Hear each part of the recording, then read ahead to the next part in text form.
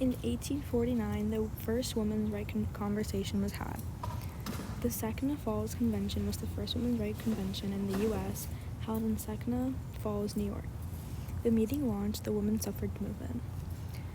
This was one of the first times that this argument has been brought up in the world history.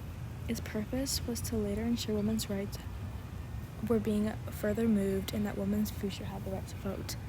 This is the first conversation that women had and was trying to get their rights finally heard, because before they didn't think that anyone would listen to them, so this is the first time that they brought it up.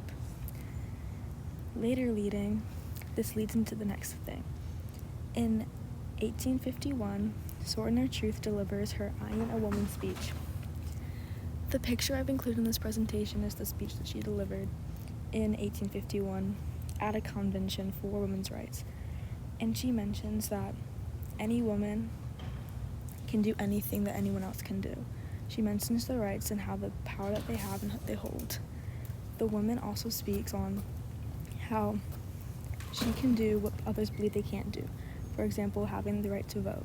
They weren't given this right necessarily, but they were given the opportunity to speak on it for the first time. In 1869, Susan B. Anthony and Elizabeth Cady Stanford founded the National Women's Suffrage Association. These are the women in the picture right above. The association was formed by these two women who were here when they opposed to the 15th Amendment because it excluded women's rights that they withheld. They created this movement to help women's rights move forward and stop being stuck where they were. The past three have been trying to get women's rights moving and into progress, which is what they were trying to do. They tried getting people to hear the rights they wanted to have and the things that. In 1920, women won the right to vote. Along with that being said, after all the conventions that they did, they felt like it was actually having progress and they were moving forward. The Supreme Court finally legalized them voting in the future. Is the law in Massachusetts. But for too long, the gender pay gap has cost women billions in lost wages. On July 1st, a new law took effect that makes sure women are paid the same as men. Here's how it works. Equal pay for comparable work.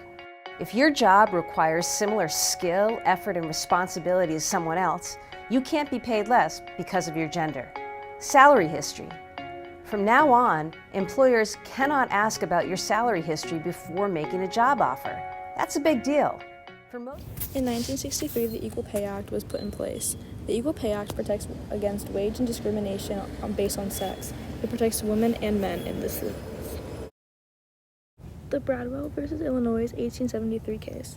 Bradwell's lawyers argued to the Supreme Court that Illinois violated Bradwell's rights, and that he felt that his rights weren't being heard, that they were under privilege of the 14th Amendment on the U.S. Constitution, when it was denied that he could get his practice of licensed law.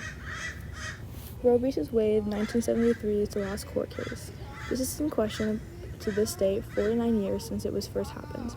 This court case talks about the right to abortion. This year, in 2022, the Supreme Court just recently overturned this case, which lands us in a place where we were exactly 49 years ago, where women had another yet no non-right.